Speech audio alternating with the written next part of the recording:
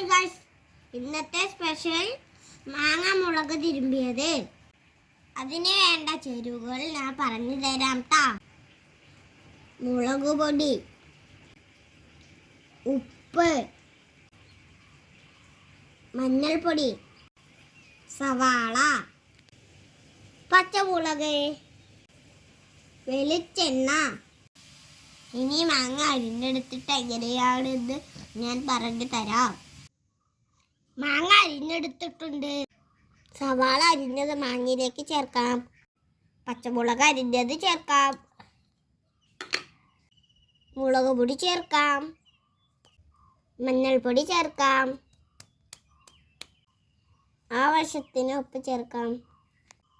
ഒന്ന് ഇളക്കി കൊടുക്കാം.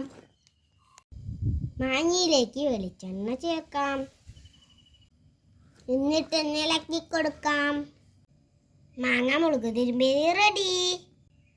നിങ്ങളും ഇതുപോലെ ഉണ്ടാക്കണേ. നിങ്ങളുടെ അഭിപ്രായങ്ങൾ പറയൂ.